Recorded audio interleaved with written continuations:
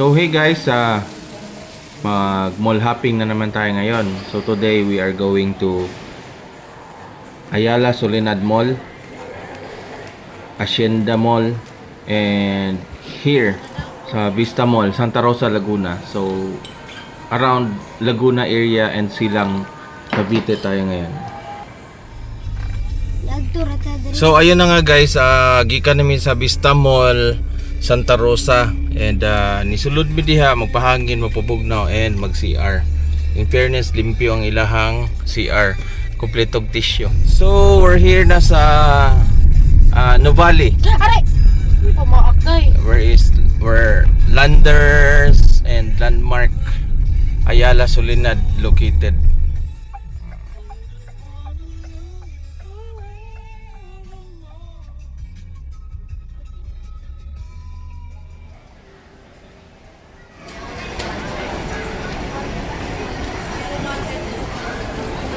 So we're here na sa Ayala, Santa Rosa, Soledad. At dahil papasko na, ay marami naman silang mga merchants na nagtitinda ng iba't ibang mga items, pagkain at inumin. Maganda mag-develop ang Ayala Group dahil they are nature lovers at hindi nila pinuputol yung mga kahoy habang nagde-develop sila ng magagandang mga buildings. So si Adam, ibilin lang na mo sa children's playground.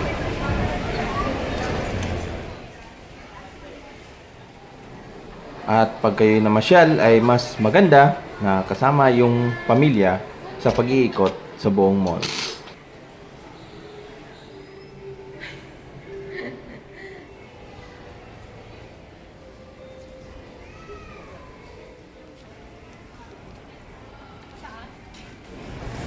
Gwapo ra ba? Kay nature kay ba no? So gwapo kay ilahang Ayala Malls Nuvali diri guys. Kay nature kayo.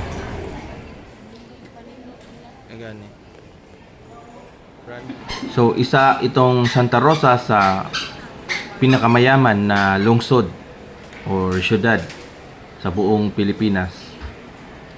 Ito ang pinili ng mga investors dahil maganda yung lupa, maganda yung lugar. And medyo marami na ring tao na nakatira.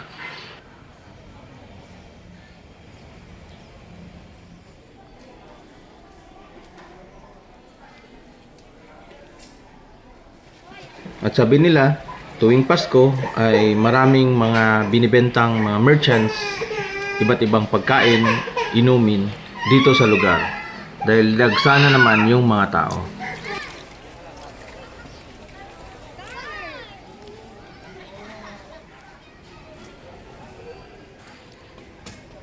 Nakaw na daw ta.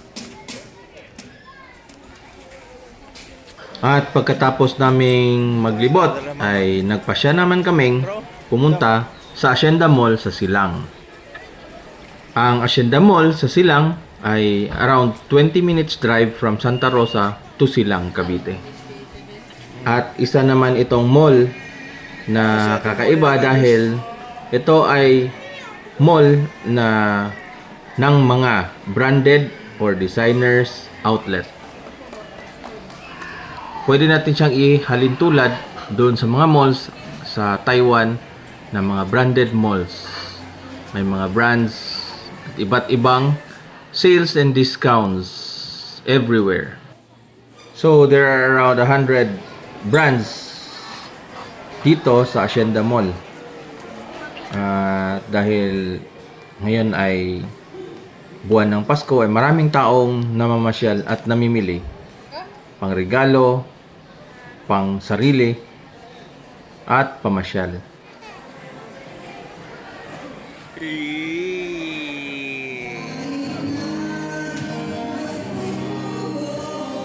At meron ding live acoustics at marami ding mapagpipili ang kainan sa loob. At malapit na lang din ang Tagaytay sa Hacienda Mall. At kung kayo ay nasa lugar, ay huwag kalimutang mamasyal sa mga lugar na napuntahan namin.